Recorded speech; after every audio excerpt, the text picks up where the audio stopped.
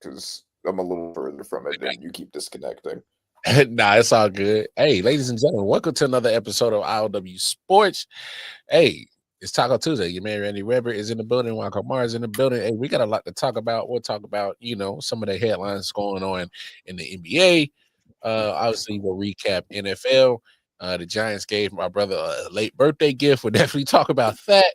Hey, it's I.O.W Sports episode 494. Hey, let's get to it. Yeah. Silent Hill TDS, what's up? Yeah, come on. I.O.W Sports Network, late night edition. Let's go.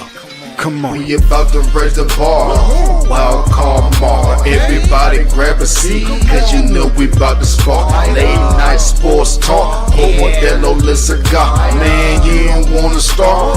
Wild card mark. We about to raise the bar. Wild card mark. Everybody grab a seat, cause you know we about to spark. Late night sports talk. Modelo Le Cigar. Man, you don't wanna start.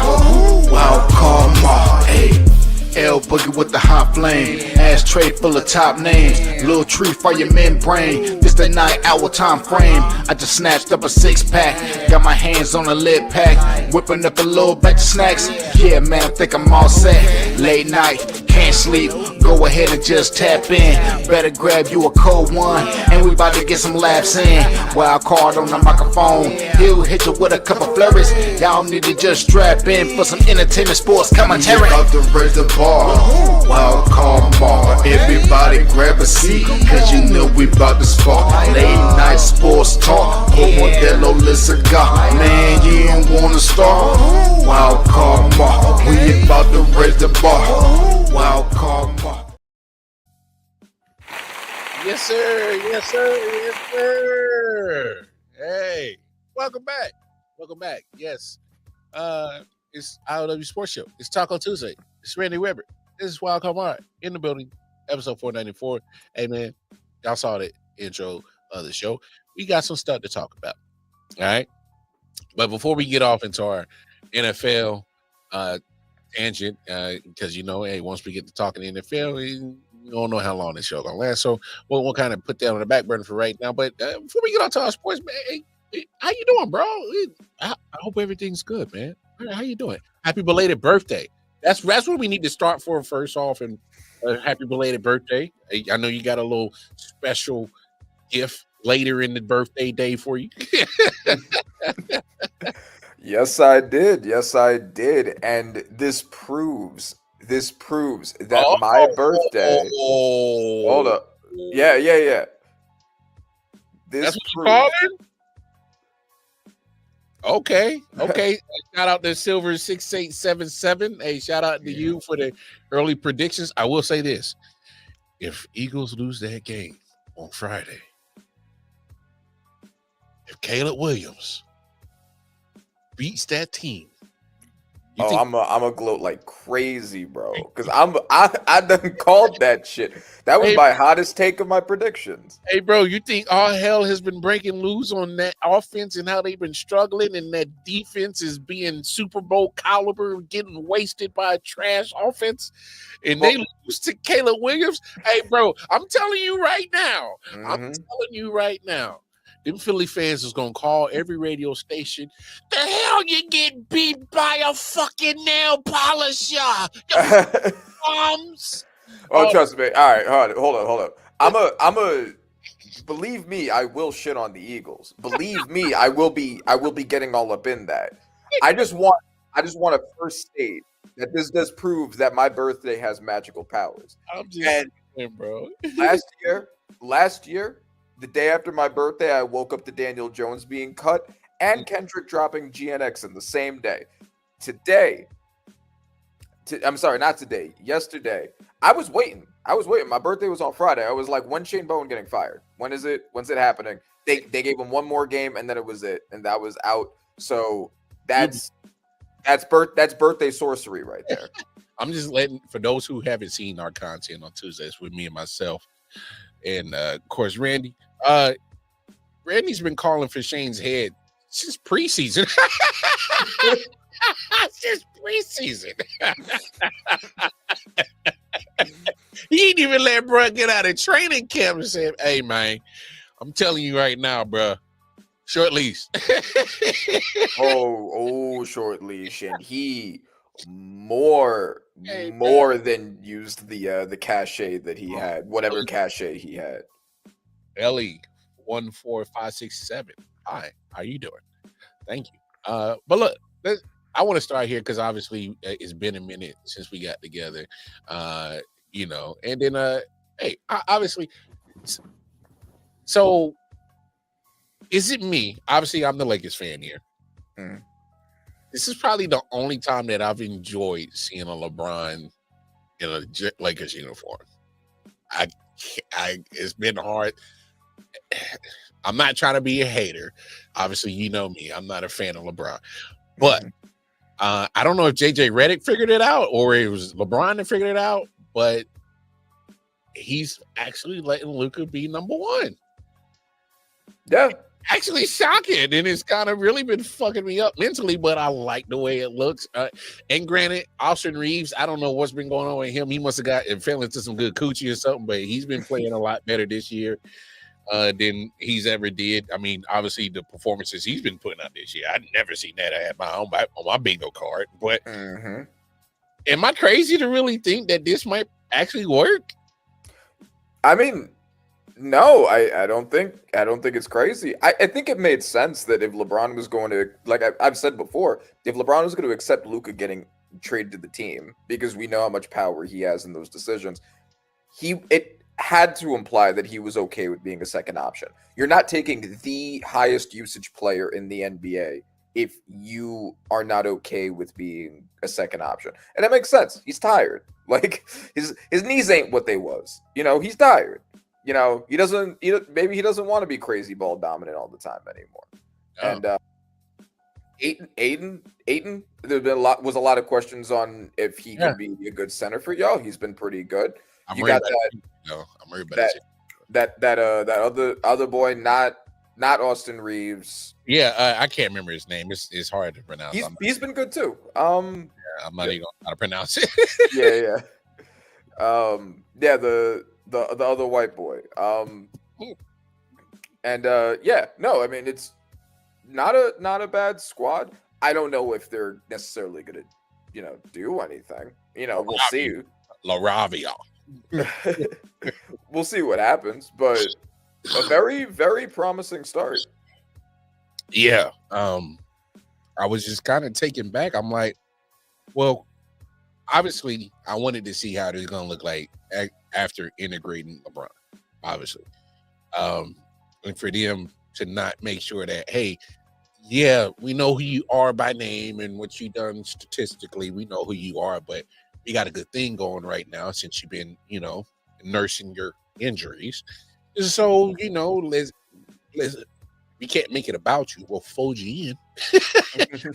We'll put you, we'll tuck you in there, you'll fold you in, but it can't be you. And I don't know if that's something JJ is actually determined to make happen. Like, hey, you can't mess up the chemistry. I know who you are, but you can't mess up the chemistry. I don't know if he's purposely doing that. Whoever's at fault for this, okay.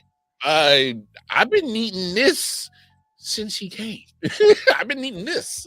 This dynamic of let other stars be stars and let LeBron, if need be, he can still be the closer.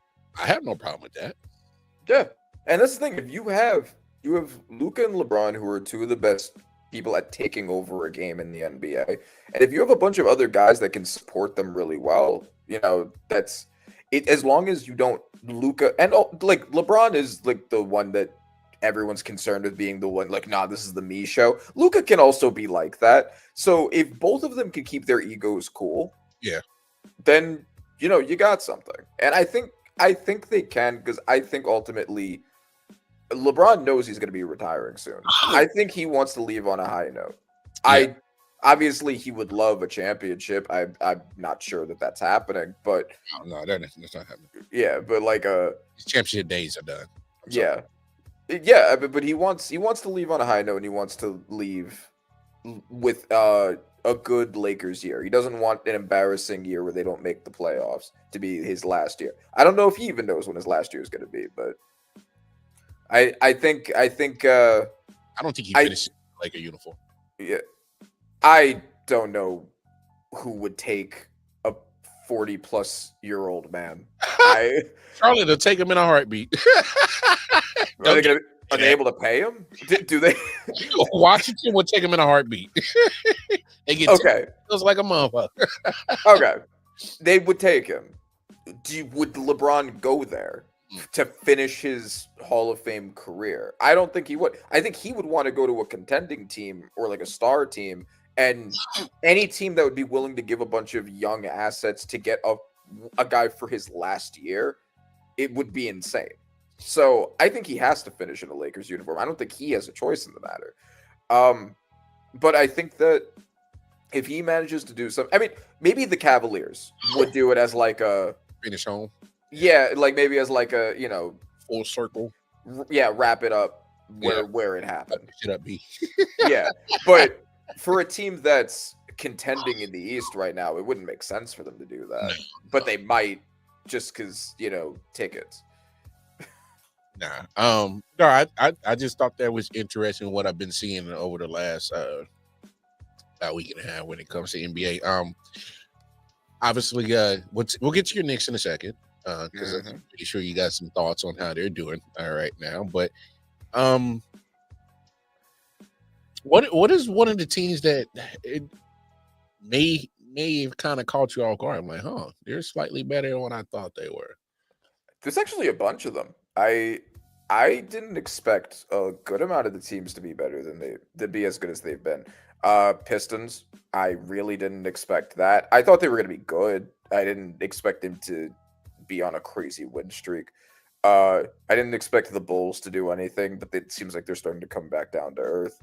Yeah. The Raptors, didn't expect that. Happy for RJ and Emmanuel quickly to be getting some shine, but I did not see that coming at all because they were nothing the year prior. Yeah. And the 76ers have been surprisingly good. So I would say those are the four teams that immediately come to mind of like, where were you last year? Why now? I guess I would say that those are my biggest surprise teams. Do you agree? Do you have any other ones you'd add? I thought Detroit would be, definitely better than what they were last year. I didn't, obviously, with same like I didn't expect that type of streak that they're run that they're going to start the season off. And I thought it was cute, but the thing is like it's 82 games.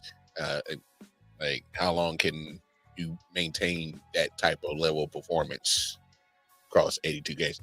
I'm not pissing on the Pistons. I'm not. I'm just saying it's way too early to start crowning. Way too early. Of course, and that's kind of this early into an 82 season. It's like so many of these things are going to probably eventually even out. It's too many ups and downs in the NBA season over 82 games for them to. And I'm not saying that they can't. I'm not saying is right now they're probably one of the better teams that are taking advantage of a very mass unit in the East. They're just taking advantage of it. Another team that I thought surprisingly I actually thought are having a slow start was Orlando Magic. I'm like I'm waiting for it because, and I don't know if Paolo's still trying to work his way back because I know he still missed some time last year. I don't know if that's the case, but especially last year, the way that he started off at an MVP level, I was hoping to see the same this year. And Desmond Bane being added for your 3-point shooting, I thought they would start being lights out on offense and being one of the better teams. They had a slow start. Yeah, slow start. But it is what it is. But obviously, you still got to use those specs. How the hell is OKC looking better and they're not even at full strength? Yeah, no, they could be the team to repeat as champions. I think that I said this last year after they won the championship that there's a good chance without a crazy amount of injuries, they could end up being like the dynasty. They're already kind of being treated like it, right? Like, in addition to having all like the crazy wins and everything and being so loaded, like people already hate them like a dynasty. Like I think there's a good chance that OKC ends up winning out of the West again. And that's saying a lot because there are a lot of really good teams in the West. But they're the favorite to win it again, I think, fairly universally. And yeah, like even with J-Dub missing time and like their other injuries, they're so talented and they're a deep team. And SGA putting up 30-point games when he is missing fourth quarters, like that's crazy. And he's doing that regularly. Yeah. You're doing this shorthanded. SGA pretty much saying I'm gonna take the fourth quarter off, chill on the bench, and just you're dominate. Like this is if he played the fourth quarter, like mathematically, he'd be averaging like 50 to 55, which is insane. Fair. It's not even fair. Not even fair. Last topic, and we'll move on to NFL because I know we got a lot to talk about. Mm-hmm.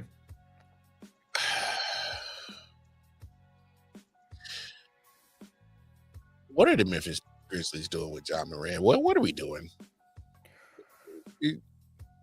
So, what are we doing? There's a lot of the discourse on Ja has been very interesting, and for a player of his name value and his production, not his production, that's not the right word. His name value versus his actual value is very disproportionate because he obviously doesn't want to be there anymore. He's pissed at coaching. He's pissed at the lack of minutes he's been getting, but he also hasn't earned those minutes. He's been playing like shit. And the question is, who is willing to trade what would probably be a couple good bench players plus some picks, some grouping of that, for a small guard who can't shoot and who finds his way off of the court all the time for avoidable foolishness? Someone you can't rely on to be there, and even when he's there, he's a small guard that can't shoot, and he's been playing like shit this year. Why would anybody trade for him? There really just isn't. From as good as player as he is, he doesn't really fit anywhere, and the goodness of him as a player is just not worth what comes along with it. Okay. I'm the reason why I'm having this conversation is because I see where you're coming from, and I've seen it on the other side. Me personally, he is box office. So your point of his value when it comes to ticket sales, popularity, yes, that's there. You're 100%. Now, when you're talking about the actual value, when it comes to the basketball part, he's had his moments in Memphis, and then we get, half-ass, and then sometimes we get nothing at all. Right now, we're getting nothing at all. Look, do I think he still has value, like trade value? Yes. Was it as high as it was a couple of years ago? No. I just thought it was never going to happen in Memphis. I thought maybe he'd be there 3-4 years, and then he'll bust his way out of there. That's what I thought would have happened. He took the money, of course. I mean, yeah, as you would. Yeah, I mean, I don't blame him for that. Especially first big contract, and of course you take it. Yeah. And the first one you get is a max. Yeah, you take it. So so I don't blame him for that. If he can, I'm more on the durability part of him that I'm more And I guess it does speak to the overall availability. You know, if you're taking into the factors that you had laid out there, you know, obviously avoidable. Yes, bar none. I mean, literally, you don't need too many brain cells to really avoid those situations that he got himself into. Especially more than once. Like it's not even like he like did something dumb once. He did the same dumb thing several times, Yeah, knowing what happened the first time.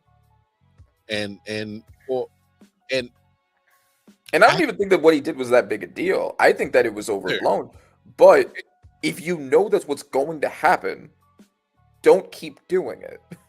and that's my bigger point is you know what Adam Silver is going to react to it, how they're looking at it from an image thing as a you know, you can't be a what's that detriment Yeah. to the league. So that's just what I mean. Come on. So yes, it was foolish. I'm hoping that he can mature, and I think that's all he really needs is just maturity. And that's all it is. Say honestly, I think Miami would be the best spot for him. Do you think Miami wants him? I would give up Tyler Hero in a heartbeat for John Morant. In a heartbeat, you can have Tyler Hero in a heartbeat for John Morant. Take him off, please. And yes, I do agree with you. God needs to get a jumper. I've been screaming it to the heavens since he got into the league because I saw like he wants to jump over everybody, and you can't jump over everybody, and you always falling, and you always are putting your wrist and your knees and your ankles at risk, and it's been happening. And compile that with your foolish actions. So yes, you are so 1,000% right on your analysis. But Randy, if I get him to Miami, I'm telling you, if he can't make it there or get right there, he can't get right in any league, not in the NBA, because he.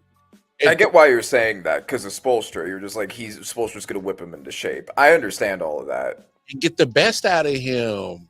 But the question is would a coach like Spoelstra be like, let me take my decent core of players in a very weak East that I know I could probably make a low seed in the playoffs with, and let me blow it up for a small guard who can't shoot. I'm not blowing it up. I'm just giving away Tyler Hero.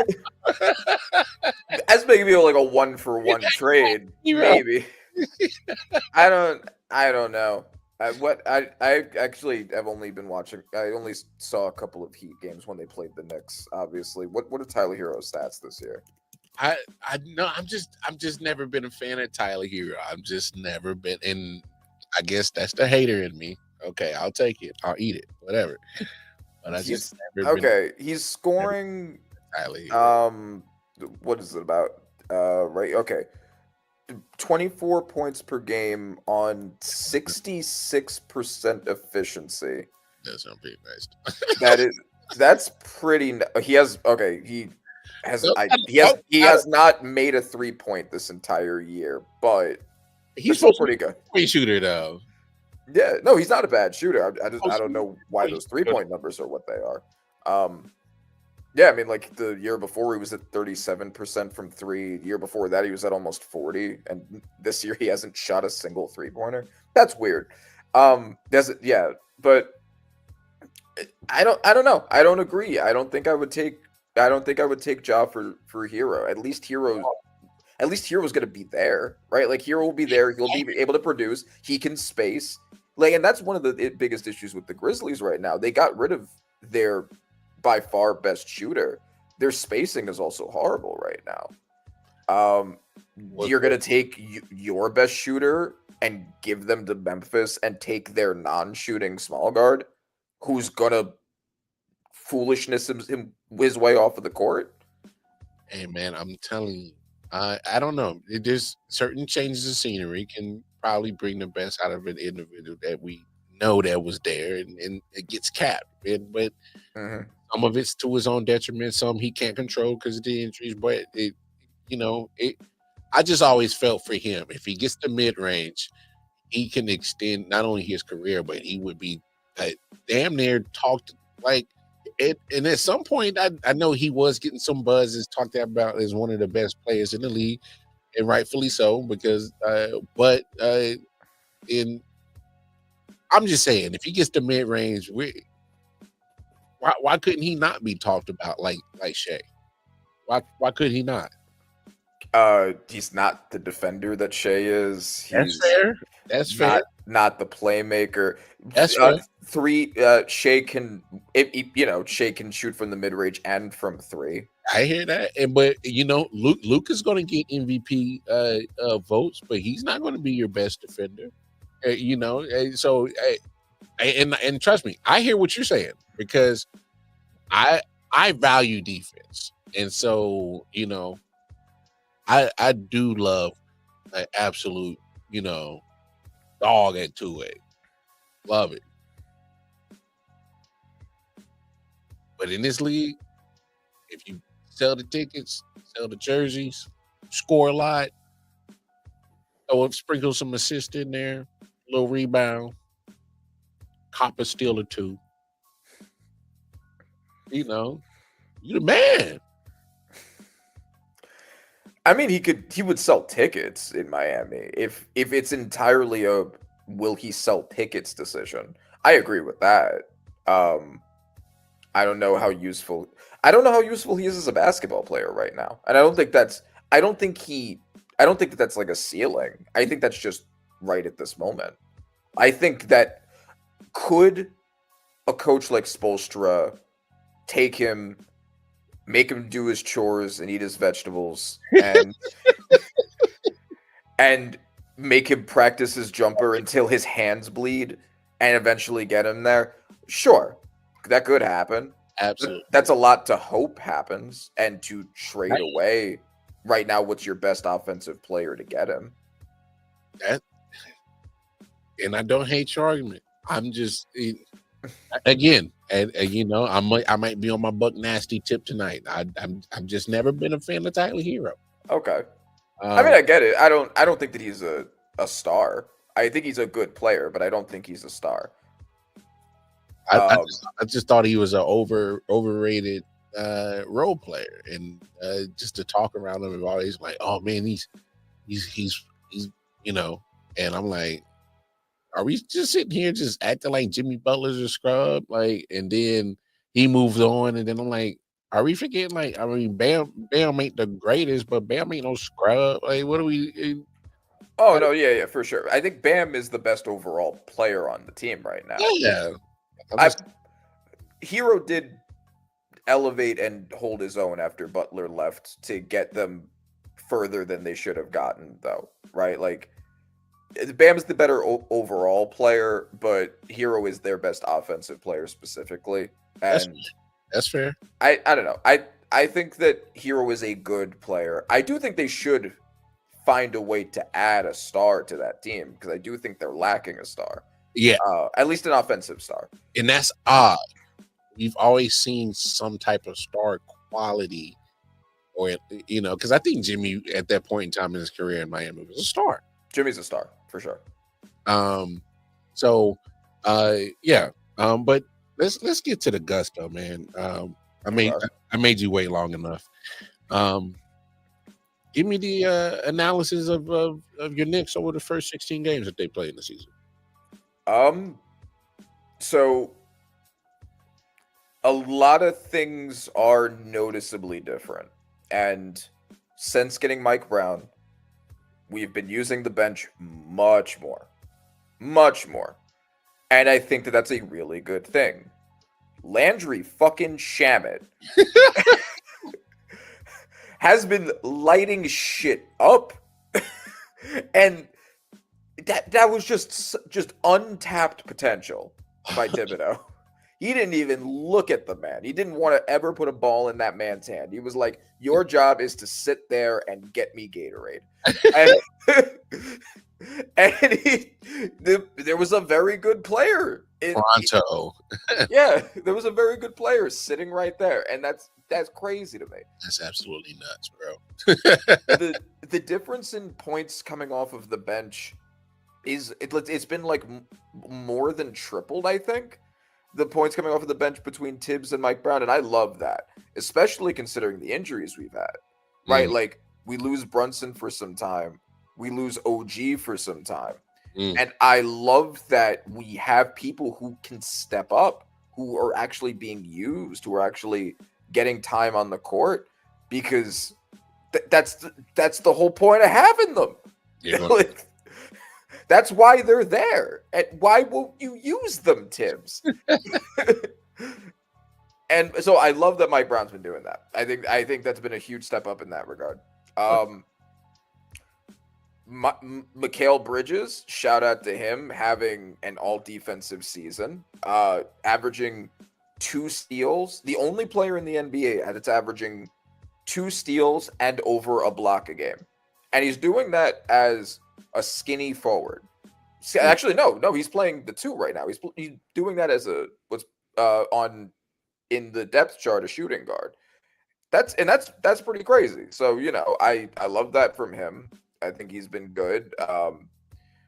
I think Cat started the season off shaky, started the season off slow, and he, in the past couple of weeks, really turned it around, especially after Brunson got hurt, really showing like, I can be the lead superstar in this team when Captain Brunson is out. And he's been doing his thing. He's been dropping 30 pieces like it's nothing. He's been making everything from 3. I think that's crazy. I really like what I'm seeing. I expected them to be more dominant in the East than they've been. I am surprised that they're not higher in the standings. Some of that's injuries, some of that's the inconsistency that just kind of happens. Some of that's the dreaded third quarter that comes along with being a Knicks fan, where things just happen that weren't supposed to happen and that were not happening in the first 2 quarters, and then the Knicks have to find their way out of that, and that hasn't gone away. And I would love for that to go away. I can only take so much heart medication, but I think that I like what I'm seeing from the Knicks. I think that they're at full health, and even maybe not completely full health, still one of the best teams in the East, easily. They're the most proven playoff team in the East right now. Things are looking good. Things are looking up. Hey, just imagine the things you can find if you just, oh man, clean out the attic sometimes. Like, man, I forgot I had that. It's like, oh shit, I had a Landry Shaman just sitting around. Oh, damn. Man. Yeah, get the dust out that thing real quick, Just imagine when the more grandmas forget that they. Never mind. Let me chill out. No.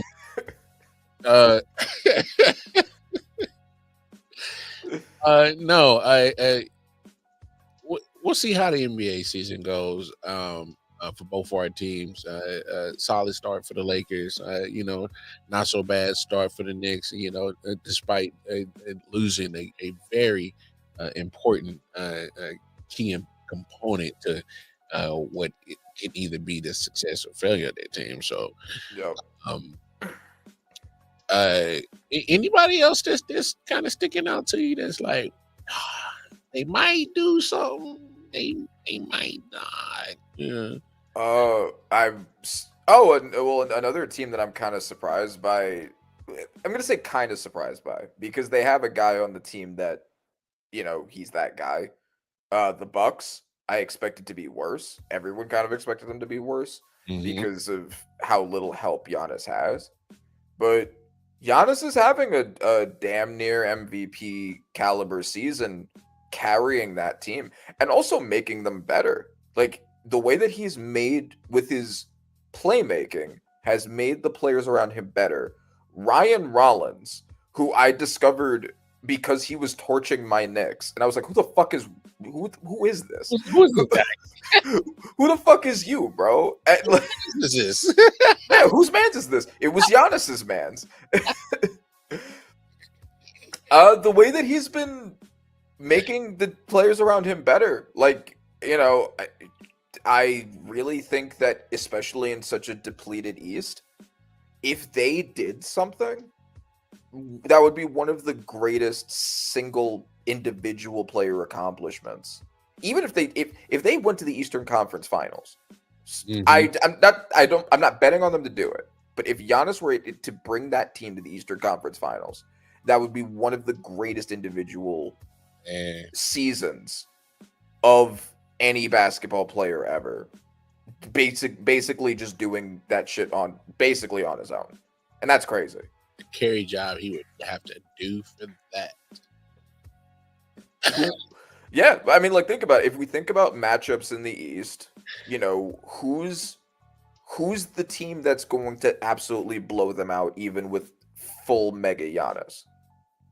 I mean, you know, my Knicks are obviously a better team overall, but there aren't a lot of teams in the East where it's just like Giannis ain't getting past them. There's no way, no matter how good Giannis plays, he's getting past that team. Like, right now, the Pistons are at the top. Do I think that they're stopping full Giannis in the playoffs? I might bet on the Bucks in that series. And the Pistons right now would be the 1 seed. You know, the Raptors aren't, you know, as surprisingly good as they've been, they're not stopping Giannis. Nah.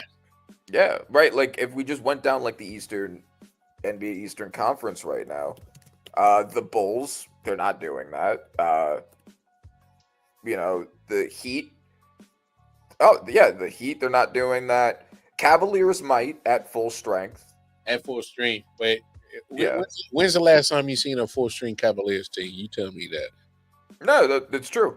I mean, it's true, but with Donovan Mitchell being playing as well as he's been playing, the great defensive duo of Mobley and Allen, like, if any duo is able to stop Giannis in the paint, Mobley and Allen could be the duo to do that. The team is overall better as long as the injuries aren't crazy. And you know, so I'm still holding to my take that the Knicks and Cavs are going to be the Eastern Conference Finals.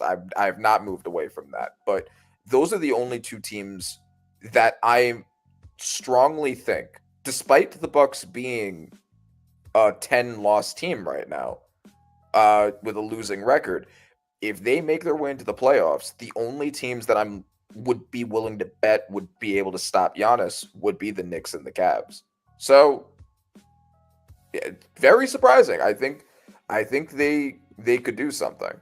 Okay. All right. Could. Could. I think they could. Like I said, hand that man the MVP trophy if he gets him into the playoffs, and especially if he gets into a deep run. Yeah, if he gets a decently high seed, then it would be hard not to give him MVP based off the literal wording of MVP, right? I mean, you know, Wemby was on that pace, then he got hurt. Yeah, Luka still in the race for that. Jokic is always Jokic. Fuck, we got to talk about that. We got to talk about that. 55 points on 78% shooting. He's ridiculous, dog. Over multiple games. He's averaging a triple-double right now. Like, okay. So we can't start talking about MVP candidates without talking about Jokic, bro. Like, that's nuts. I've never seen 78% over multiple games at that volume before. That's crazy. Like, to me, this would be the real example if there's a such thing as voters fatigue, because he's just been just so damn good, and part of that whole conversation in a repetitive, nauseating amount of years now, and he's won some. So, but You- it's like you can't ignore that shit, bro. You know what's really like crazy when you think about the 3 MVPs is that out of the past 5 years, the only 2 MVPs he didn't win, he came in second. That's how dominant he's been. He has lost to only Embiid and Shea.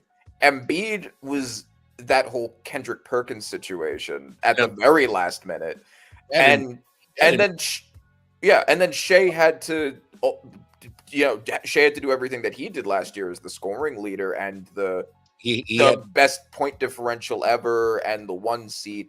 Like that's what it took to beat Jokic last year. Exactly, historical shit to like overtake Jokic. That's crazy.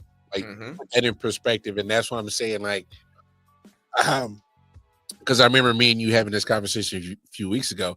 That's why you just throw your hands up. You're like, how, like you look at this dude. Like, there ain't no way, bro. Like and personally, I hate voter fatigue. Like, if this guy's really the most valuable player, give it to him. The most valuable, yeah. Don't give me the like participation trophy. Like, oh, but it's his turn. This Hillary Clinton, it's her turn type shit. Like, nah, give it to the one who deserves it. And if that's Jokic 10 years in a row, it's Jokic 10 years in a row. I probably, yeah, like there are so many great players, but if whoever deserves it that year gets it, that's it. But again, we talk about value, and I guess the writers who get the vote on it, that they value what is value in that word MVP, what that means. So yeah. But let's get to some other stuff that happened in the world of sports. Obviously, we've had our talks about the man in Cleveland got his first start, went down to Vegas. Hey, much talked about. How did you feel about Shador's performance? Okay, so when I couldn't be on the show last week, that was the thing that I was like, I would like to have talked about this. And so now we're gonna get to. And I have a lot of thoughts on the whole Shador thing, as everyone does, as lots of people do. If I had been on last week, I would have given the enlightened centrist take, which would have been she was objectively awful last week. Objectively awful. He had a passer rating of 13. I've never seen that before. Yeah. Now,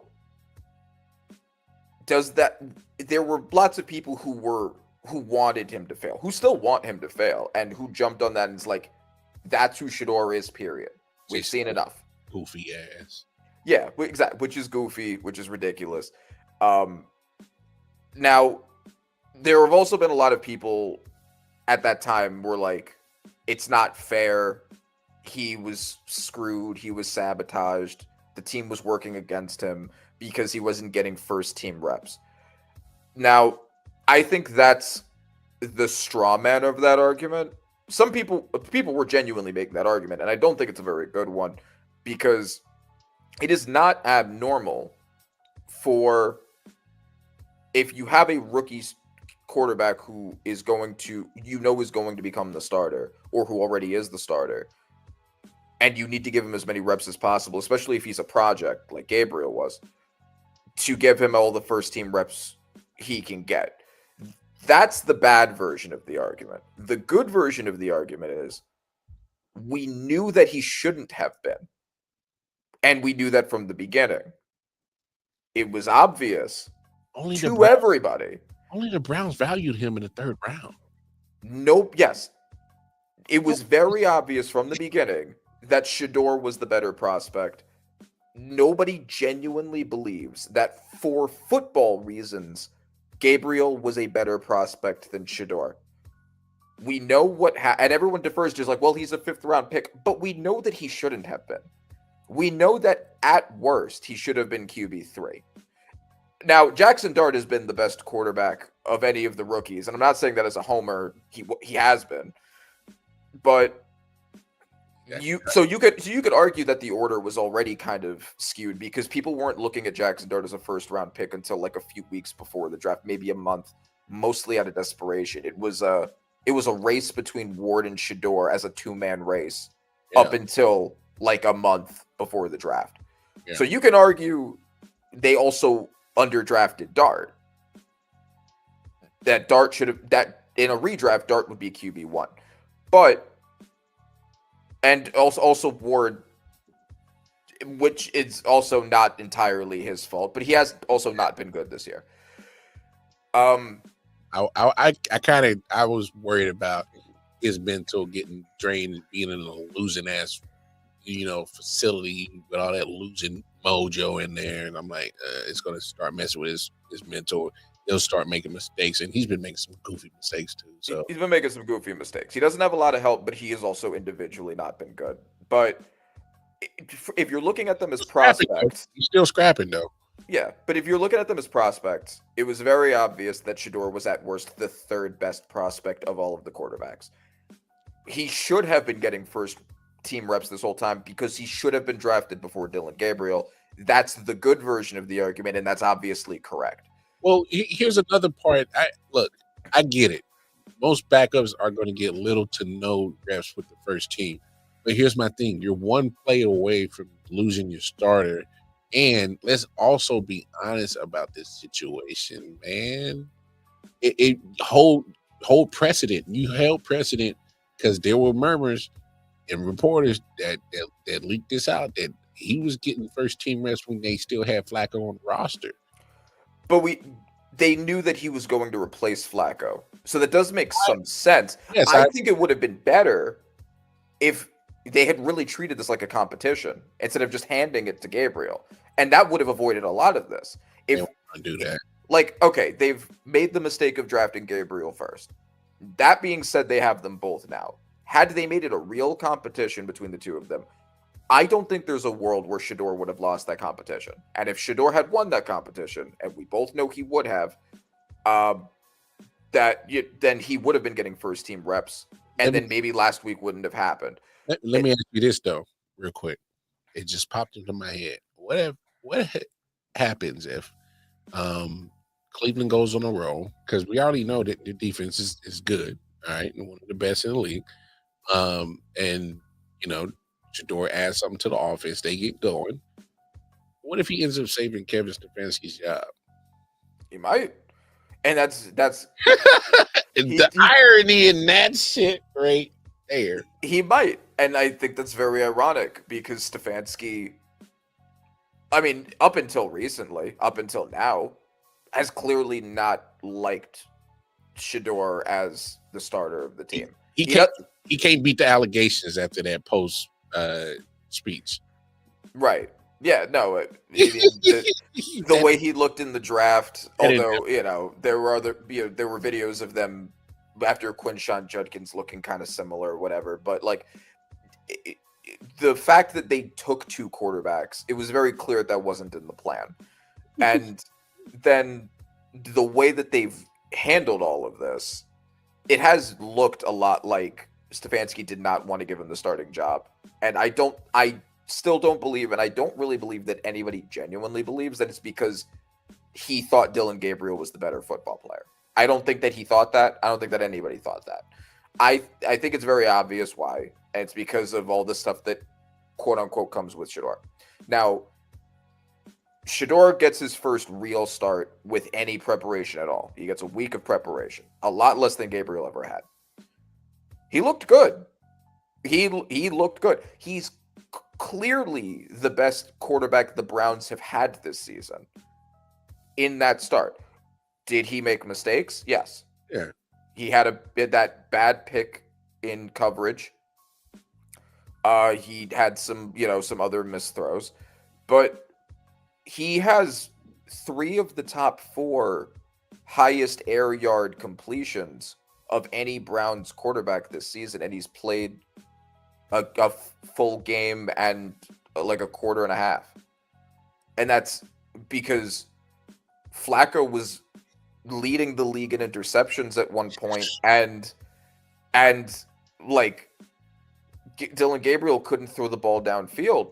He was playing scared the whole time. Yeah. Because he can't see, man. He can't see over the damn line of scrimmage, man. Bro, he can't. He had the worst EPA per play of any quarterback in the NFL through his starts. He was a bad quarterback. And before anybody says, like, well, it was the Raiders, Gabriel lost to the actively tanking 1-win Jets after they had just traded their 2 best defenders. And they had basically nobody on defense. They had lost DJ Reed earlier in the season. They lost Sauce Gardner. They lost Quinnen Williams. They were actively trying to get the highest draft picks possible, and they still beat Dylan Gabriel. So if we're just comparing him to other Browns quarterbacks this year, I don't want to hear it. Shador had some great throws. His stat line is a thing that people are pointing to, like, well, he only had a 55% completion percentage, only 11 completions, only 1 passing touchdown, 1 interception. But if you actually watch the game, the bomb he threw to Isaiah Bond, which put them at the 2-yard line, that Quinshon Judkins then ran in wildcat formation for the touchdown, doesn't go on Shador's stat line. Yes, he had the screen pass to make the touchdown that did show up to Dylan that he ran through, but that at least evens out in terms of credit for the score. He would have had another one if Jerry Jeudy not just forgot where he was for that moment and let Jeremy Chin punch the ball out for that weird fumble. But he was on his way to, after a really impressive pass, to get the touchdown there. Shador very easily, through no fault of his own, could have had 3 passing touchdowns on the stat sheet. Yeah. Look, obviously, I'm a pro Shador fan, but I thought he played solid. Yes. It wasn't perfect. There's obviously he had mentioned there's some things that he still got to work on, and he said the right things. And I'm just of the mindset that give him more time with the ones, he'll start getting that connection. I'm loving the connection him and Harold Fannin are starting to get going. Yeah, I really liked that pick coming out of the draft. I like Harold Fannin, and he's shown it. Love Harold Fannin. So he can start probably getting some things cooking with Shador down the stretch. Look, give him time. I know there's still going to be people that's going to be the haters that want to see him fail, and that's fine. And you ain't got to like Shador for whatever non-football reasons that is, whatever. Cool. But we can't say that the guy can't play no football, bro. Like, that's crazy. Yeah. So like, and yeah, no, of course he wasn't perfect. Obviously, the team he was playing wasn't a good team, and his loaded defense did a lot of the work, but he did his job. And he did it well, and he was clearly better than both Flacco while he played for the Browns and Dylan Gabriel. But now, the interesting question with Shador is, so he was just given another start. He's starting next week. If he plays at about the level he played on Sunday or better for the rest of the season, the draft is going to be really interesting for the Browns, because they have 2 first-round picks because they traded down with the Jaguars so they could get Travis Hunter. Mm-hmm. And what was obviously the expectation, probably the plan from their perspective, was we're going to take some project quarterbacks now and see what happens, but we want to make sure that we can get a quarterback by any means necessary next year who we expect to be our franchise guy. If Shador Sanders, who's currently being paid 5th round rookie money, is your quarterback and he's good, you got to build the rest of the team. And you already have an elite defense and 2 really good running backs. So if you can create a system around Shador with just good receivers and a good offensive line, and Shador ends up being good. And Shador doesn't have to be Patrick Mahomes. Shador's never going to be Patrick Mahomes. Shador's never going to be Josh Allen. Shador's never going to be Lamar Jackson. He just doesn't have the traits for those guys. But if he can be Jordan Love, if he could be Bo Nix, if he could be a top 15 to 18 quarterback with that defense and that running game, and if you put good pieces around him, I think that's enough. I think you could be a good team. Wild card, at least the floor wild card. Yeah, I think so, and potentially more as Shador gets better and better. But I really think because they, obviously they fucked themselves so much with the Deshaun situation. If their quarterback who is good ends up being that cheap, that might really offset some of the damage that they did with that Deshaun trade, the Deshaun contract. So, 2 first-round picks, they don't have to use them to go get a quarterback. They can use them for a tackle and a receiver. You gotta build that tackle, that line. And yeah. I'm with you. That's to me, that's the obvious thing. But hey, the irony of some things that can happen if he gets that team rolling, get that offense rolling. I'm just saying. Just saying. Obviously, you're a Giants fan, so obviously, you know about these two teams. What did you think about that Giants-Cowboys game? Kind of give me your thoughts on both teams coming out of that game. So the Eagles-Cowboys, I'm actually was not that surprised. In fact, I predicted the Cowboys were going to win. And the reason why I predicted that they were going to win was when the first time they played against each other, they almost did win. And the only reason they didn't win is because CD had like 3 uncharacteristic drops. Yeah. If he had caught like even one of those multiple drops that he had, the Cowboys win that game.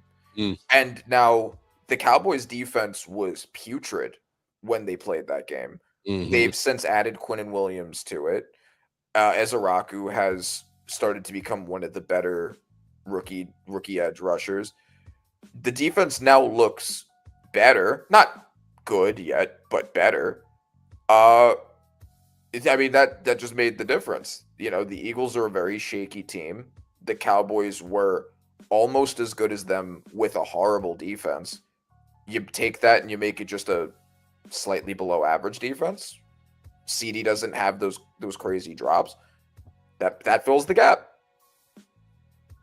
And so I actually was not that surprised that they won, but I think it does show also that the Eagles might be a little fraudulent. Yeah, they might be a little fraudulent. Say it ain't so. Which almost every team in the NFL is fraudulent this year, but they've been pretty fraudulent. It's a lot of parity this year. I don't know what you counted to, but it's kind of, especially in the AFC, is like the upside down world. The teams that kind of been trying to work their way up are at the top, and the teams that have been up top are on the other side. So it's kind of weird. But my take from this season is there is one actually good team in the entire NFL, and every other team is in. There's one good team. There are 4 to 5 bad teams. Okay. Every other team is in this kind of weird, nebulous. They could be anything any week section. I like how you segue into that because I'm gonna put you on the spot, and I know you posted it in the on the Facebook page. But if I was to tell you, give me 10 teams as your top 10 power rankings. I'm putting you on the spot. Give me your 10 teams power rankings going from 10, obviously, and then 1 being your best. Okay. So we want me to start from 10? Yeah.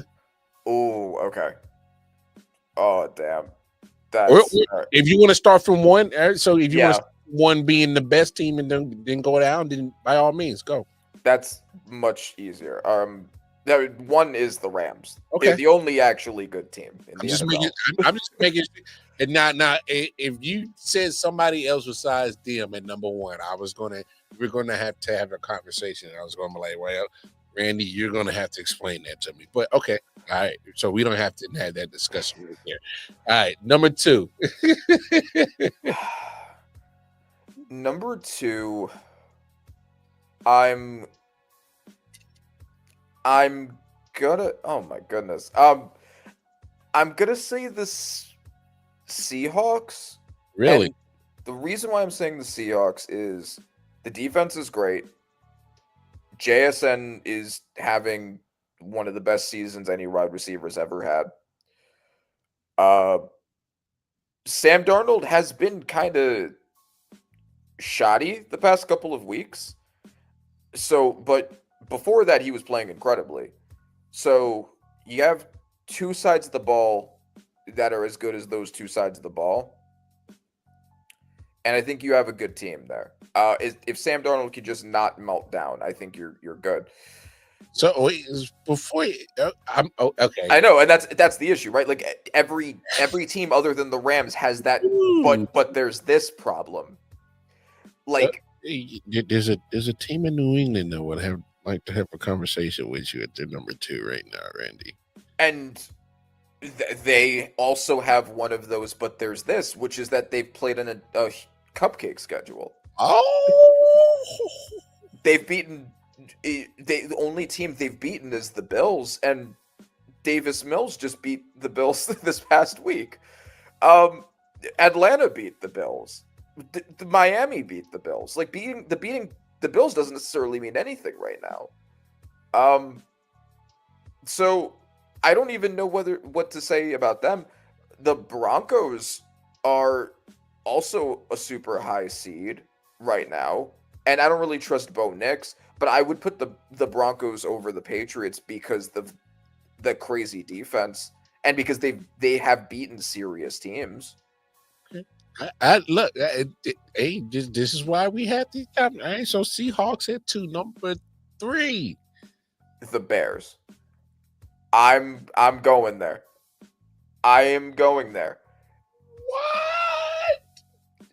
I'm going to say the Bears. They are currently leading their division, which is one of the tougher divisions in the NFL. Is wow, you're drinking the Bears Kool-Aid right now? I'm drinking.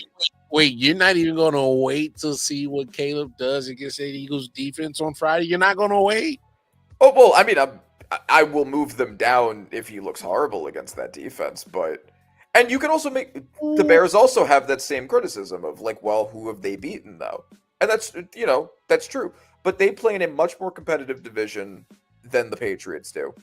I think that Drake May has been individually better than Caleb Williams, but I don't know if that is anything. Like that could also be because he's been playing against much worse teams. Man, the Bears are the second best rushing offense in the NFL. Until I clip this, Randy, people gonna try to come for your head, bro. Oh, I'm sure they will. But the coaching has been outstanding. Oh man, I'm doing 10 toes down, but maybe 1 toe up, maybe 9 toes down. He said that pinky toe slightly up a little bit. All right. My next team is going to be the Patriots. Patriots. Okay, you put them right there. Yeah, Drake May. He said I got something to tell you for that one, man. Yeah, that again, individually, he's been better than Caleb Williams. He's been an MVP caliber quarterback this year. I just don't know how much I trust the rest of that offense. I guess that's also an issue with the Bears. It's the cupcake schedule. Like that's the biggest thing is what is any of this? I don't know if I buy this. You know what? Okay, you know what? I'm gonna be a coward. I'm flipping them. I'm putting the Patriots at 3 because the more that I think about it, there's like, well, I don't know how much I could justify this. So Patriots are at 3. I'm retconning it. Bears are at 4. Broncos are at 5. Okay. I I think you're basing that one strictly on Bo. Well, the defense is elite. You know, the defense has been great even without Pat Surtain. I was about to say that too. They Yeah. did even a good job without the best corner in the league. And even though Bo Nix has been shaky, he has led the NFL in fourth quarter comebacks. So he's shown he can get it done. And that's enough. Maybe that's enough. 6, I'm gonna say the Eagles. I kind of have to. They have the pedigree. Their defense is great. That defense is nasty, bro. Yeah, I feel like the Eagles and the Broncos are very similar in that they win, but they win in ways where you look at it and you're just like, I don't buy that. Like, what was that? Like, no, that's not sustainable. And like the Bears, Broncos, and Eagles are all kind of like that. So I actually think it makes the most sense for them to be lined up 1, 2, and 3. And they've played better. The Eagles have played better competition. That's fair. Than the at least the Bears. Ah, shit. All right. Okay. I'm moving the Bears down 2. Damn. Bro, you didn't give me a chance to prepare this. Exactly. That's why I'm doing this on purpose, because I Yeah. to get you in just your organic atmosphere, thought process of where you seeing these teams. That's all, you know. Yes. Okay. So the Bears would be 6 now. So you going Rams, Seahawks, Patriots, Broncos, Eagles, then Bears? Eagles, Broncos. Eagles, all right, Eagles, Broncos. Okay. Okay. And then Bears. I gotta do the Chiefs next. That's actually bold. I know, but they are the Chiefs. and that's just kind of what it goes down to. Like in a lot of these situations, it's like, well, okay, but it's Patrick Mahomes, it's the Chiefs. They haven't played like they've played in the past, but they're still in it. They've lost to some weird teams, and Patrick Mahomes has been very streaky. He looked horrible against the Bills. He looked horrible against the Broncos. Yeah. He should have been able to beat the Jaguars. But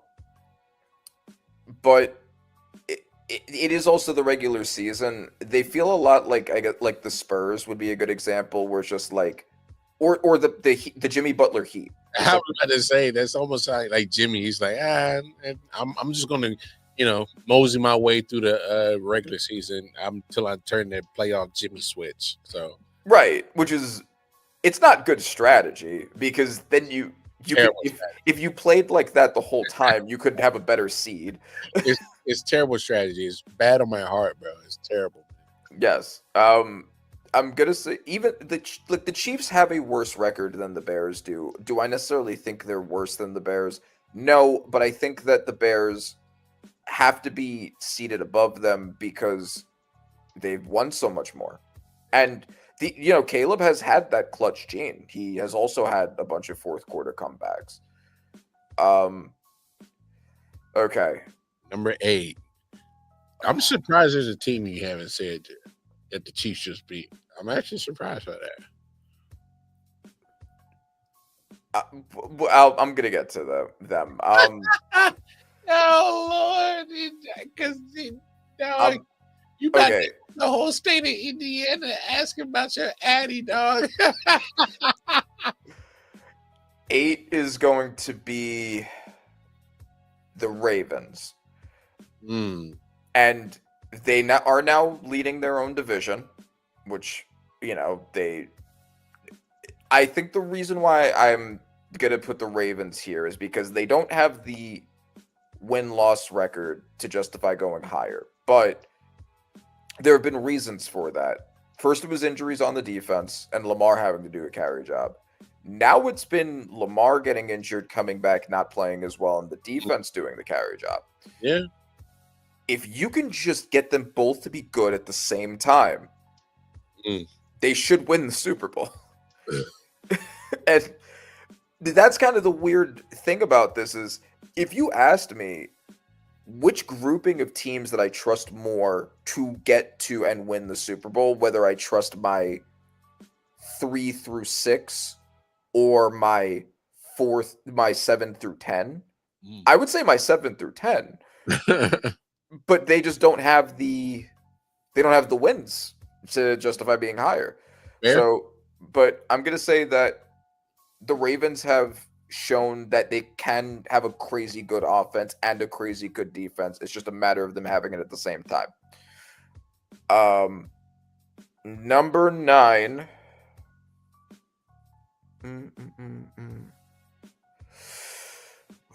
Ooh, okay. I do have an honorable mention. So I'm going to say my 9 and 10, but then I'm going to say my dark horse. And 9 is the Lions. And the Lions, kind of the same deal as the Ravens, where they've shown elite play. I mean, for a while, they were like the most dominant team in the NFL. And yeah, that's fair. They had their moment. Yeah, exactly. Jahmyr Gibbs has looked like one of the greatest. Jahmyr Gibbs has looked like Barry Sanders in some of these games. Like, legitimately, he's been that good. I know firsthand. And you know, that was unfair, bro. Yeah, no, that was. And you know, leave it to Shane Bowen. Leave it. No. I'm doing this. I'm going here. I'm kicking his ass on the way out. Leave it to Shane Bowen. He's already gone, dog. He's gone, bro. I'm bringing him back just to kick him out again. Leave it to Shane Bowen to decide. You know what I should do for the most important stop of the game? I should take Brian Burns and Dexter Lawrence and take them off of the field. Oh my goodness. And then when it does go into overtime, because you chose not to just kick it and take the points, let's do that, but again. And then Jahmyr Gibbs runs right where Dexter Lawrence would have been. Oh, Lord. Genius stuff right there. Yeah, let's take our best 2 defenders. Anyway, so the Lions, the Lions are just like a very loaded team. The offensive line has not been what it has been in the past. They've still been able to be good despite it, but they've lost some kind of weird games. They've lost a bunch of weird games, and a lot of that is probably just because there's injuries to the secondary. A lot of that's because the offensive line isn't what it's been. But they honestly probably shouldn't have been as close to losing as they were against my Giants. And that's kind of been the thing. They lost to the Vikings with what's probably now the worst quarterback in the NFL heading it. Hey, yo. Damn, why JJ had to catch a stray, bro? Well, because I do want to talk about that a little bit after this, but the Lions, so the Lions are weird and streaky, and I don't really know what to do with them. So that's why they're only at 9. 10 is the Bills, and it's kind of the same thing. It's like, well, they have Josh Allen, they have James Cook, and they don't really have anything else. Well, they can simplify it, and my theory to fix the Bills is give James Cook the damn ball. Like, stop trying to make Josh Allen Superman. And the fact that they went into that offensive game plan on a Thursday night against one of the best and most athletic and ball hawking and dangerous and heavy hitting and all around nasty, disgusting defense that is the Houston Texans, and thought that was a solid game plan. It's for Josh Allen to try to play hero ball against that Super Bowl elite caliber defense was just damn negligence. Yeah, for sure. Yeah, no, exactly. Like that's James Cook literally just cooked on the first possession, went straight down the field and got a touchdown, a 42-yard banger. What are you doing? Negligence. You should have been fired on the spot for that. OC Joe Burrow fired. That was crazy. That was negligence, bro. I'm sorry. That was disgusting. If I'm a Bills fan, I'm raising hell about the offensive the game plan, because it's like Josh Allen can't be put in this position to play hero ball. You see what happens. He doesn't have the receivers for it. That's a big part of it. Also, that's really under talked about. The roster is not there. He can't play hero ball. In part because of his own issues, and in part because he doesn't have anyone to throw the ball to. Khalil Shakir is not going to torch that defense. Nobody's scared of Khalil Shakir. That's why he's still getting numbers, because nobody's scared. Keon Coleman has been benched multiple times, and he was supposed to be their X receiver. He's getting the healthy scratch. Disciplinary actions. Yeah. First round pick last year. Come on, bro. Yeah. So, yeah, no, that's the Bills are really only 10 just because I know Josh Allen is good and I know James Cook is good, but they don't have the roster to really deserve it. And Josh Allen has not been playing like Josh Allen this year. Like he's been he's been playing like Josh Allen from several years ago. He's been turning over the ball like crazy. Have you noticed the theme of when he struggles? The struggle is he is struggling mightily against the good defense. Even the good pass rush. It's the pass rush, most importantly. Because remember, Atlanta at that point in time had a top defense at that point in time, and they played them on that Monday night and was forcing turnovers. Houston.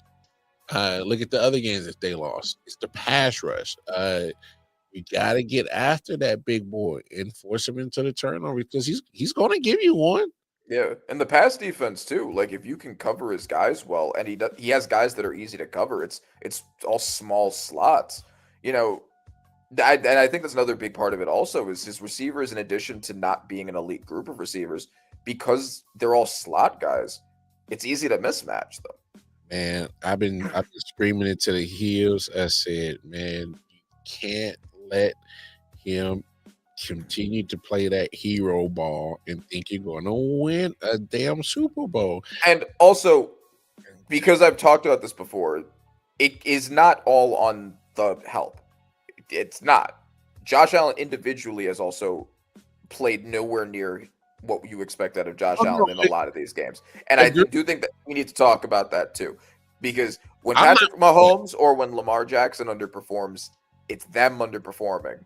When it's Josh Allen, it's the lack of help around him. You know what people are going to hang their calling card on? They're going to call on that performance he had against the Buccaneers. Like, oh, that's MVP. Like, I'm like, bro, that man was doing some dumb turnover bullshit in the beginning of that game, and then he finally was like, oh, I'll start being a knucklehead and started playing better. And and also that was sandwiched in between the loss he just had, where he threw a bunch of turnovers and looked like trash, and 6 touchdowns, and him getting destroyed by the poverty Miami Dolphins the week prior. Like, he was sandwiched in between two horrible performances. So he's been very week to week, but so is Patrick Mahomes, so is Lamar Jackson. I was about to ask you that. Is what's going on? And I think that's kind of why we're looking at this upside down in the AFC. Is you're looking at the old guard that's been there in continuous years, year after year after year. They're not looking so indestructible like they normally would. I mean, like you said, Lamar's been kind of shaky, had the injury. Josh Allen's not playing too great. Admittedly myself, there were some things in this past game, even with the Chiefs and the Colts, and maybe it's just because Lou Anaremo, the defensive coordinator, always coaches up some good schemes against Patrick, even back when he was with Cincinnati. I guess that might have something to do with it too. But there were some times where I'm like, damn, Patrick's kind of playing a little timid. He's missing open receivers. He's overthrowing the deep shot, or he's overthrowing certain, and then and he'll kick it in the gear late in the season. So I thought I don't know what it is. It feels like a very weird coincidence that it just happens to all of the expected great teams are underperforming and a lot of the formerly poverty teams are overperforming. And a lot of the quarterbacks we didn't think anything of, like Sam Darnold and Bo Nix and Daniel Jones. I'm not saying Nix. Well, I'm not either, but I'm just saying, like, the quarterbacks that are at the top right now are ones that nobody thought anything of, and the quarterbacks that are in this kind of like weird fighting for themselves every week situation are the ones that we expect to always be in the MVP hunt. I don't know what that is. I don't know. It may just be a very weird coincidence that seems to be happening to all of them at the same time. I don't know, but my dark horse team is the Houston Texans. That defense is so good. Yeah, it's an elite defense, a loaded defense. Everybody on it is incredible. You just can't do anything. You got Will Anderson. You got the most underrated player in the NFL, Danielle Hunter. You got great corners. You got safeties. You got just great scheming. The scheming is great. Just everything about that is loaded. If you can just get competent offensive play, they could be a really dangerous team to go against in the postseason when they take the AFC South. I really think so, and I think they are going to take the AFC South because we're seeing the team that's currently leading it, and the nanosecond that the Colts put themselves in a position where they have to go all in on Daniel Jones, all of a sudden Daniel Jones just like, damn, thanks for the money. Thanks for the money. I'm gonna play like shit now. It's too late. You don't have first round picks for the next 2 years. It's too late. Looked like ass to the Steelers, and has looked like ass since. Oh man, you've been waiting to get at Daniel. Yes, I have. I said I've seen the script. I saw it in 2022. He is capable of going on streaks of good quarterback play, but it doesn't last because he's Daniel Jones. It was always Fugazi. Jonathan Taylor having an MVP season next to him and having a great offensive line has helped. It's helped cover for that. But he's still Daniel Jones. He warned y'all in week 3 against the Rams when he threw a bunch of turnovers.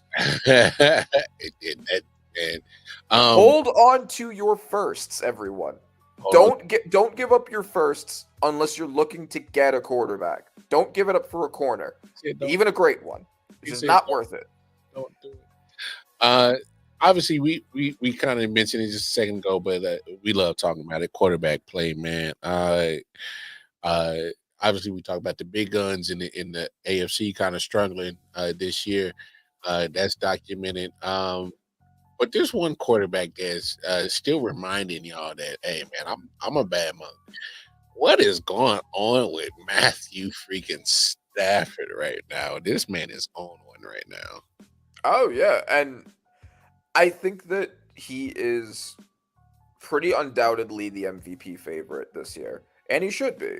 He's individually played incredibly. 30 touchdowns to 2 interceptions is insane. That's insane, bro.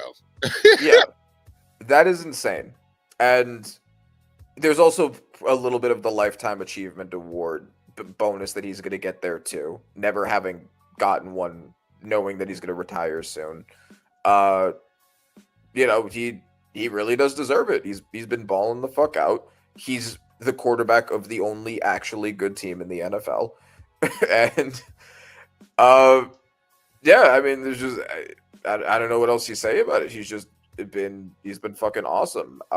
Right now, the MVP race is starting to narrow a bit. I think that right now it's between Matthew Stafford, Drake May, Jonathan Taylor, and JSN.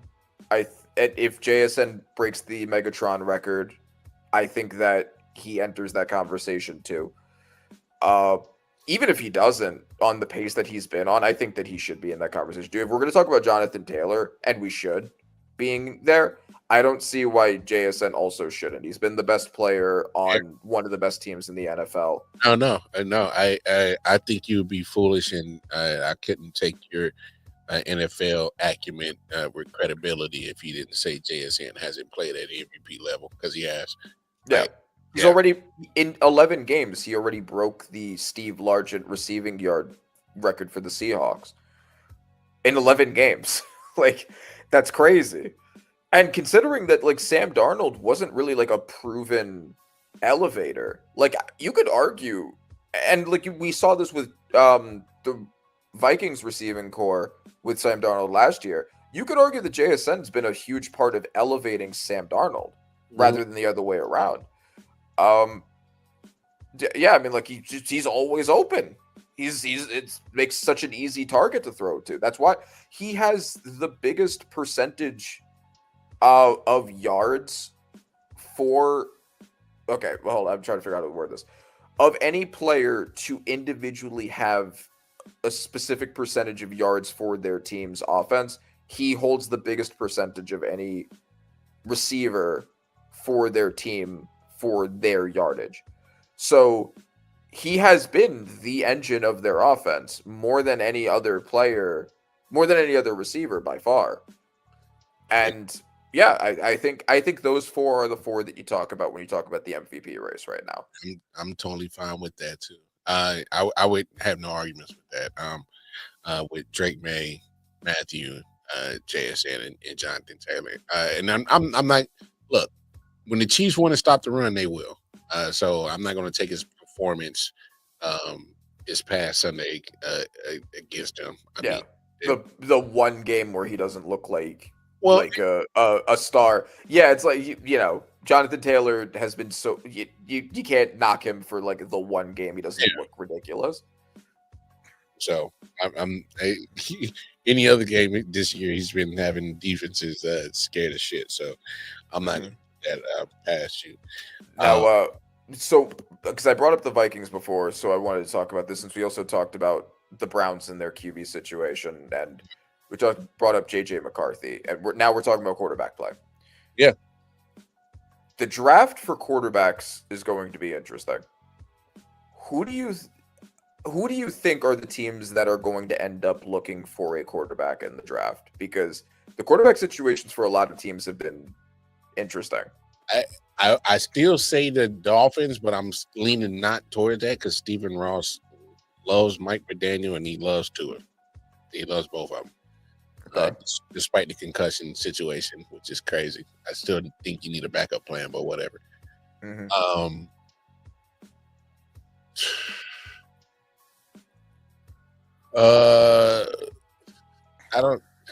don't think you got the answer in New Orleans. I don't think you got your quarterback in New Orleans. No. Raiders. You got to look at Raiders. There's no way you can keep going with and thinking that's a good situation. Trust me, Chip Kelly he was part of the problem, but he's not all of the problem. He's not all of it.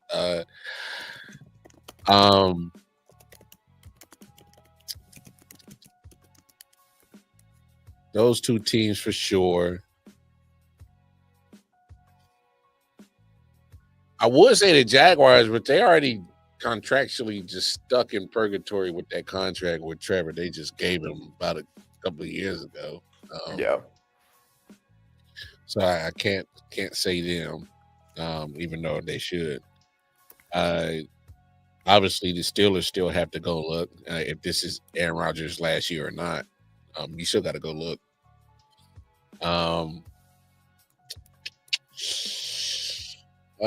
In Minnesota, and JJ's not it. No, and okay, so that's where I wanted to kind of go with this. So I will also watch out in Arizona. yeah, so the teams that are definite, I don't want to say definitely because there's teams are kind of weird with their decision making when it comes to quarterbacks sometimes, but like the obvious teams to look for drafting a quarterback would be the Jets, the Jets, the Raiders, the Saints, the Vikings, and the Steelers. And then the teams that need another quarterback but are in weird contractual situations that make it difficult would be the Dolphins and the Cardinals. Because both of them still have guaranteed contracts that are multi-year, and cutting them would be really bad for their cap. I also do think that, I mean, maybe we're done with Kyler, but Tua has demonstrated the ability to have very good quarterback play with a really good situation, and he's in a really bad situation. Whatever you think about that, I'm not saying they shouldn't move off of Tua. I'm saying that the situation around him has been very bad, and he had, like, only a couple years ago he had one of the greatest offenses ever, and he was leading the league in yards. Whatever you think of that, with everything, they should eventually look to move off from him, but I don't think they're able to anytime soon. I agree with the Jaguars. I think the Trevor Lawrence experiment is over, but they have him locked up, so they're not looking for it. The Browns would have been the other one, but if Shador works out, they shouldn't be. The conversation around getting quarterbacks has always been kind of confusing to me, because if you look at, do you remember last year when everyone was saying this is such a horrible rookie class for quarterbacks? It's just a two-man race, and then that turned into a one-man race where Ward was the only good one and all of that, and everyone was saying, wait till next year. Next year is a loaded QB draft class. All these teams should wait. And Garrett Nussmeier, Cade Klubnik, Drew Aller were expected to be first-round picks, and now none of them are. Now all of them are expected to be backups. And because I've been watching my fair share of college football, ain't too much. I mean, somebody's gonna take a flyer on that guy Mendoza out of Indiana. But I mean, I'm kind of the quarterback plays kind of Yeah, and this was touted as like an elite quarterback class last year, and now this one's also a weak quarterback class. Yeah, Mendoza has looked really good. Dante Moore has looked really good. Ty Simpson has looked really good, but outside of those three now, like, nobody wants to touch anybody else. Dante Moore might even go back to school. He might stay in Oregon, and Ty doesn't have that many starts, so you have to kind of worry, like, if he's ready. And then there's guys like Jaden Maivia and Brandon Sorsby who have been really good, but nobody is even looking at them that high. So it's a weird situation. If you're a team like the Vikings or the Steelers, who are not going to be drafting in the top 10, but you need a quarterback, what do you do? And you might have to stretch that a year out then. Try to find the best veteran quarterback you can. And to be honest, it sounds weird. Jameis Winston seems like a Pittsburgh Steeler. I think he could be. I think that would be fun. But aren't you just kind of kicking the can down the road then? Of course. And isn't that what the Steelers have been doing since Big Ben left? But they have to, because the fact of the matter is they even spend a shit ton of money on their defense for that product is ridiculous. So you gotta you got to fix that. And and especially if Mike Tomlin stays on, he likes his veteran quarterbacks, and I can see him kind of trying to get a little of this last bit of Jameis Winston magic, and they can reconvene and kick the can one more year. Because I don't know if this is Aaron's last year or not, but obviously he's showing the injury problem right now. So he's already missed one game. So I don't know what you really do. Because I'm not thrilled about none of these quarterbacks coming out. Yeah, I mean it's tough. And so the Jets, Saints, and Raiders. What's your other option? Kirk Cousins? That's kind of where I'm going. The Jets, Saints, and Raiders all should take a quarterback. One of those three quarterbacks we mentioned, if they're all there, should go to one of those three teams. Mm-hmm. The Rams have 2 firsts, with Stafford is leaving at some point soon, and they may make a move for one of those quarterbacks. If they are willing to trade up, which I think would be a good idea for them to do. They're a team with the infrastructure to take a quarterback. You have Sean McVay, you have Stafford to sit behind, you have Puka and Devontae Adams to throw to. If you're looking for a place to develop a quarterback, that's a really good place to do it, and they have the 2 firsts to trade up for. And then so that leaves the Vikings and the Steelers especially in that limbo where they may just have to suck it up and take a swing on a quarterback in the draft and see if they can do anything with it. The Steelers have just been in purgatory for quarterbacks forever. It's not. I don't think they're getting one next year either, because they're going to be 9-8 again. Kenny Pickett fucked that up for that. Yeah, exactly. Like they refuse to tank, and that's kind of what they need right now. Then the Vikings. So I mentioned this before. JJ McCarthy has the worst EPA per play of the second worst of any quarterback in the 21st century. And the number 1 on that list is Jamarcus Russell. That means he has a worse EPA per play than Josh Rosen. He has a worse EPA per play than Ryan Leaf. That's not good. It's not good. And what makes that even worse is that there's really no excuse for him to be as bad as he's been. He has Justin Jefferson, Jordan Addison, TJ Hawkinson, a revamped offensive line, and Kevin O'Connell. And for him to be as bad as he's been, and also injured most of the time they've had him, if you're in that situation and you have as loaded an offense as the Vikings do, they just won 14 games with another quarterback who nobody expected to be good when he walked in there. Look, I think you just take a quarterback. I think you're just like, look, we're done with the JJ experiment. You have no reason to hold on to him. He's on a rookie deal. You can cut him whenever you feel like it. Damn, you or trade him if anybody's willing to take him. I don't know why anyone would. That's crazy. You're already at that point with him. I just put it to you like this. This is so if you're a Vikings fan, you're looking at, all right, Sam Darnold, we just had the best version of Sam Darnold that we possibly could ever gotten last year. Had a damn good season. Yes, it there were some moments you could have had better, especially in that playoff game. It is what it is. You also in that building had Daniel Jones, and I'm not saying what he's doing in Indy he'd be doing in Minnesota. I'm not saying that at all, but we have seen what he does when he has talent around him. All right, is that fair to say? All right, he can game manage with talent around him. Yes. That's fine, but he'll let the playmakers make plays. All right, so.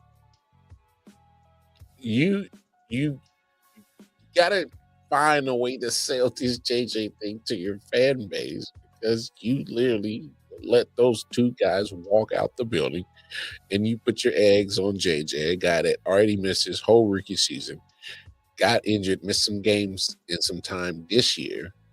Had literally Carson Wentz hanging by a damn thread because you're like, no, JJ's not ready yet, and you finally put him in, and this is the Which makes the whole situation look even worse. when you literally Sacrificed a man's health for this guy.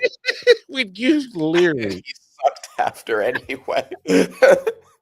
this man JJ, the only amount of film that he has put on tape is not a lot in the 2 years he has been a professional NFL football player. And the performances that he's putting on film is not good at all.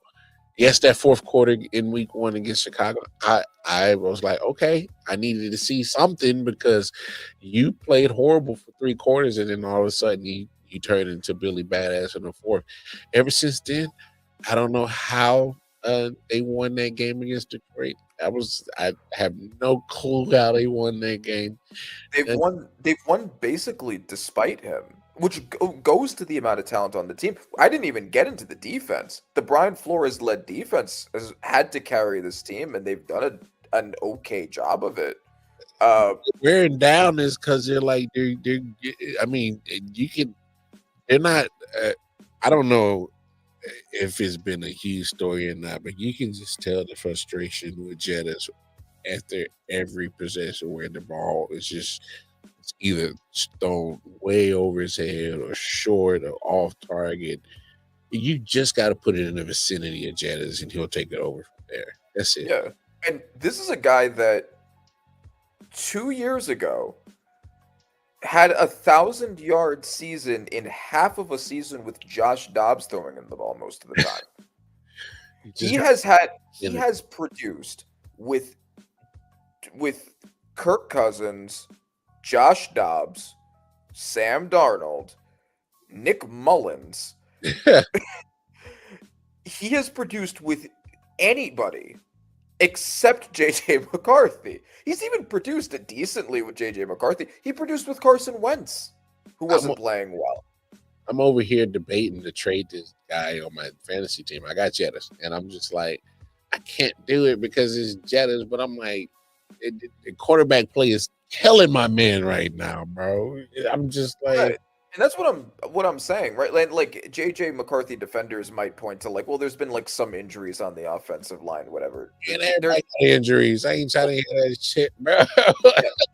Bullshit. No excuse. That offensive line has been so loaded, even if you're missing a guy or two.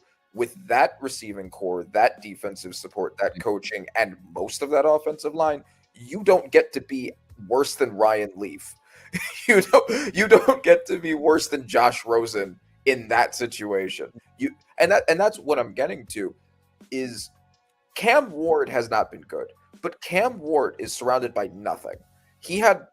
His head coach was the first head coach fired, and that was his first year. He doesn't have the receivers. He's had like some okay moments from guys like A.O.W. Yeah, that's basically been it. He doesn't have the run support. The offensive line is bad. Cam Ward has reasons why he's underperformed. JJ McCarthy has no excuse. What's your excuse? And that's why I think, look, if you can get a Jaden Maivia, a Brendan Sorsby in that offense, I think you just do it. I don't really buy the idea of let's kick the can down the road for next year and hope next year is good, because people said that about this year and now this year isn't good anymore. I think you just take a shot. I think you just try. If a quarterback has been playing well, take him. If he sucks, give him a second year. If he still sucks, find another one. When you don't have a crazy amount of other needs, and the Vikings don't, like their only other need is like what, a corner. They can get a corner in the second round. Hey, you keep throwing stones or at the damn glass ceiling until you break it.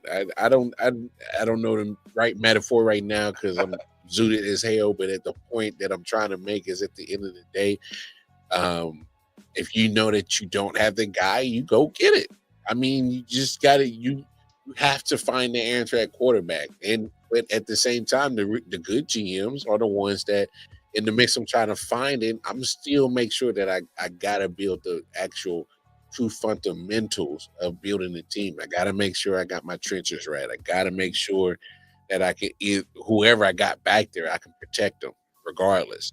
I gotta make sure I get dogs on the defensive side that can get after the quarterback. Yeah.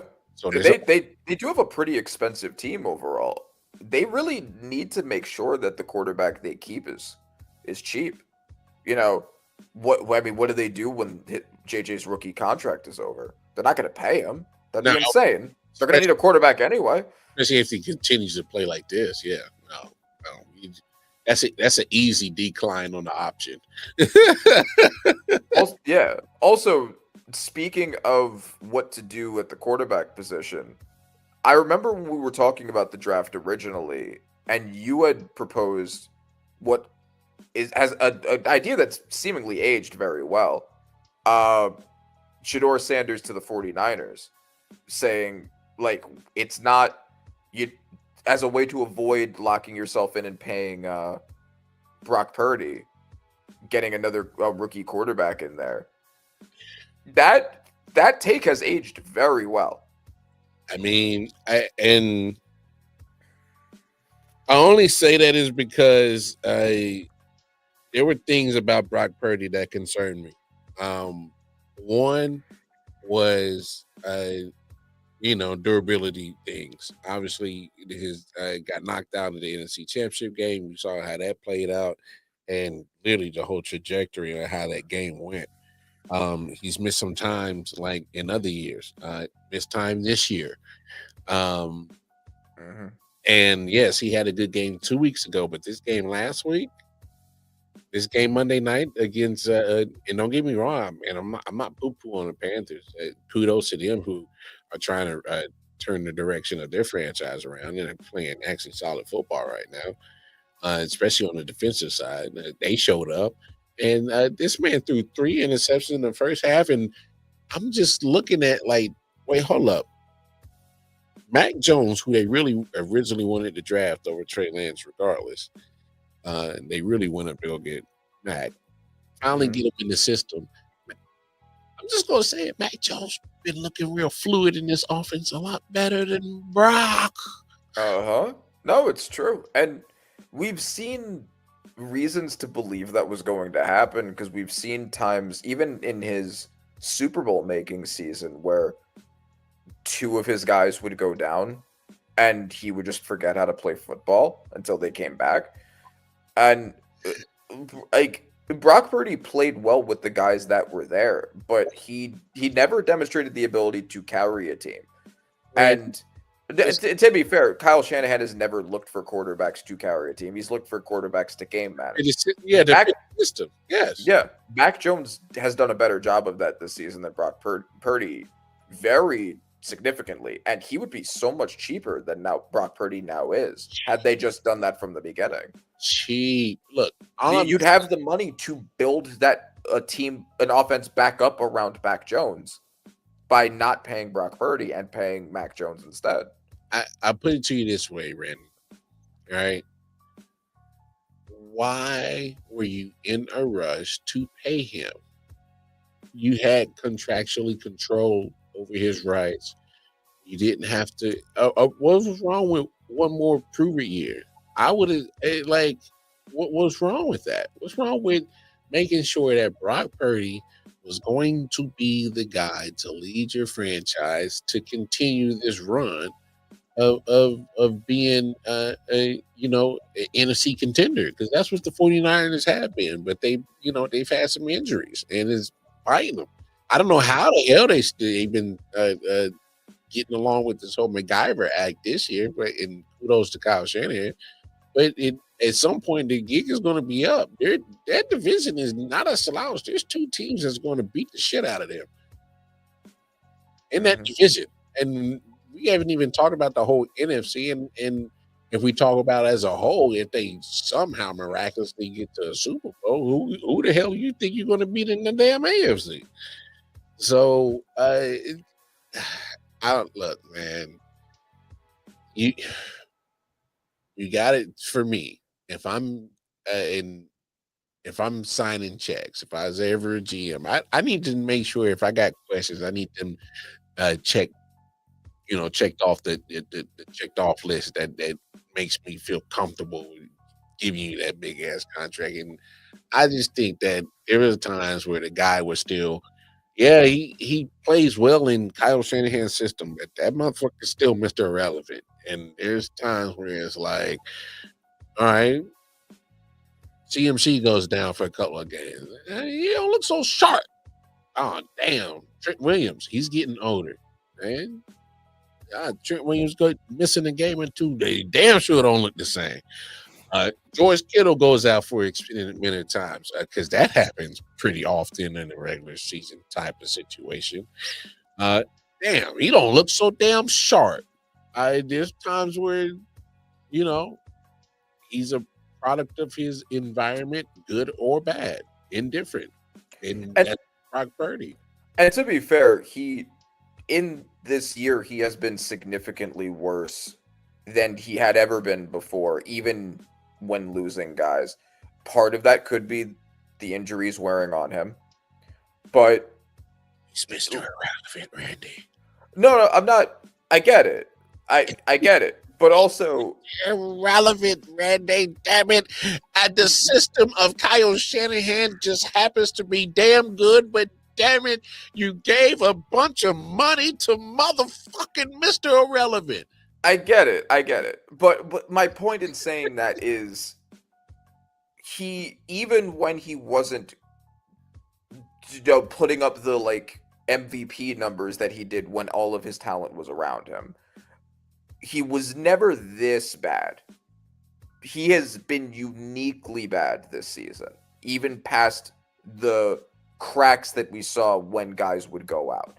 And I do think that part of that is probably the result of injuries. I don't think that he was ever as good as he was 2 years ago. I think that was a mirage.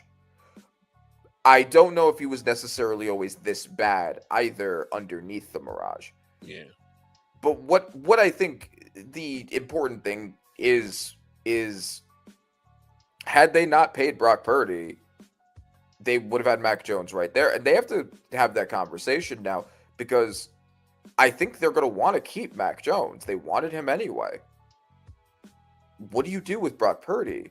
Do you think there's a team that would be willing to trade for him, like the Steelers, who are not in a position to draft one, who don't have the draft capital to trade up, who would have to trade up really far to do it? And Randy, they have a Mike. They also have a great coach in Mike Tomlin. They have what should be great defensive support, although it's dropped off this year. But I'm not gonna lie, that's an interesting take right there. I never looked at it that way. But you can't. If they don't take a swing on a quarterback in the draft, we've seen he made a Super Bowl. He made a. I get that it wasn't him, but he played well enough with the pieces around him to make a Super Bowl. And the year before that, having an undefeated run that led to the NFC Championship game. Nah, hey, that's why I don't hate that take. That's actually quite interesting. It's intriguing to see what happens down the stretch because I think there's enough time for another Brock Purdy injury. I'm not wishing that on him. I'm just saying the guy's been fragile lately. That's all. That's all. That's all. Yeah, he put like Joe Montana numbers up at one point. Yeah, but again, we know that wasn't like him on his own, but of course. But maybe Tomlin can do like Shanahan light with him. That's crazy. Hey, you never know. I would have just wanted to prove it year. That's why. Same thing with the offense. I would have wanted another prove it year before you gave that money to it away. Yeah, that's what the Colts should have done with Daniel Jones. That's But what that's what the Giants should have done with Daniel Jones. You do prove it years. You don't go all in on a quarterback off a small sample size. You just don't do it. Give me proven years. But hey, man, always appreciate some good sports banter with you, my brother, man. Always a pleasure. Always a pleasure. If you need audio needs, I know where they do. Go on over to Instagram. Tap in with Panther on Acid on Instagram. That's Randy's page right there. You need audio needs. Other than that, y'all know where to find me, Casey Wildcard on my Twitter, with any other content that I be dropping. If it's not here on I.O.W Sports Network. So make sure y'all like, share, subscribe, hit that bell notification. It's alerts every time we drop content. You know what it is. But hey, always a pleasure, man. And hey, again, happy belated birthday to the brother Randy Weber. And he got his birthday wish with Shane Bowen getting that pink slip. He said, get on out of here. But hey, man, we gonna get up out of here, man. Again, hit the notifications. Hey, let you know when we just drop some content, man. Hey, we up out of here. Until next time, take care of yourselves, take care of each other. Hey, we out here. Peace. Yeah. Solid Hill TDS, what's up? Yeah, come on. I.O.W Sports Network, late night edition. Let's go. Come on. We about to raise the bar. Wild card mall. Everybody grab a seat, cause you know we about to spark. Late night sports talk. Modelo Le Cigar. Man, you don't wanna start. Wild card mall. We about